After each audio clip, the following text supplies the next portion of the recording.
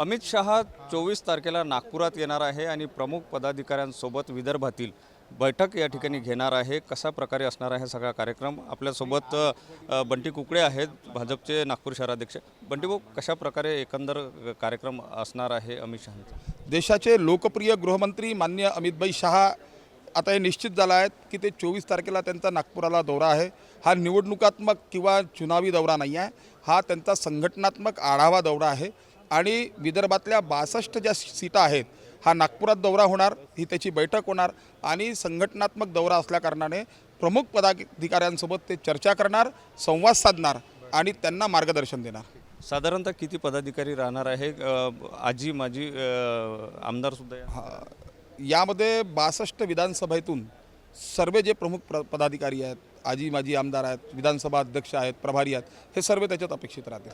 आज पंतप्रधान वर्धेच्या दौऱ्यावर आहे, अमित शहा आता येतात आहे। कुठेतरी भाजपने आता मोठ्या प्रमाणात तयारी सुरू केलेली?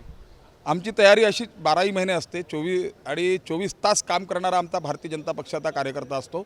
पण आपल्या देशामध्ये हे पहिल्यांदा घडलं आहे, पहिले पंतप्रधान आहेत की जे येतात। आज ते वर्धेला आले होते, वर्धेला त्यांना जायचा विश्वकर्मा जयंतीच्या अनुषंगाने विश्वकर्मा योजनेचा मोठा कार्यक्रम आहे, पण नागपूरच्या सर्व प्रमुख कार्यकर्त्यांना, छोट्या कार्यकर्त्यांना ते भेटून गेले, त्यांना त्यांच्याशी चर्चा केली। हाच कार्यकर्त्यांमध्ये उत्साह निर्माण करणार आहे। मोदीजींची भेट हे कार्यकर्त्यांमध्ये चैतन्य निर्माण करणार आहे आणि तसंच चैतन्य निर्माण झाला आहे। कार्यकर्ता अजून जोमाने लागेल आणि नागपूर शहराच्या 6ही विधानसभा आम्ही जिंकून आणू, भारतीय जनता पक्षाचा कमळ फुलू। लोकसभेमध्ये कुठेतरी मताधिक्य कमी झालेलं होतं, त्या अनुषंगाने हा किती महत्त्वाचा आहे? यामध्ये आम्ही आधीच सांगितलं, तुम्ही पण सर्वजण होते, 2 लाख मतं ही गहाळ झालेली आहेत। 1,94,000 मतं त्यांचे नावं गहाळ झाली, म्हणजे ती नावंच त्या यादीमध्ये आली नाही। त्यानंतर 33,000 नावं ही डिलीटेड झाले। असे 2.25 लाख म्हणजे 2,35,000 असे नावं ते गायब झाले।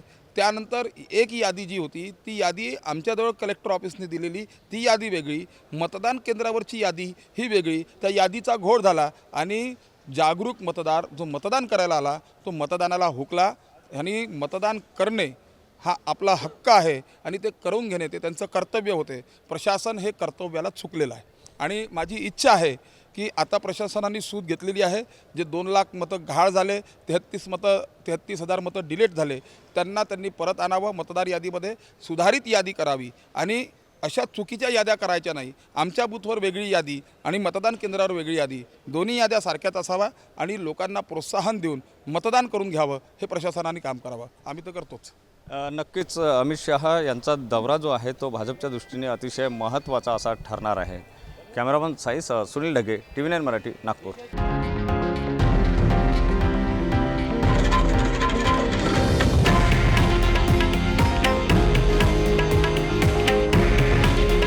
हे आहे देशातील नंबर 1 न्यूज नेटवर्क आणि आपण पाहत आहात TV9 मराठी।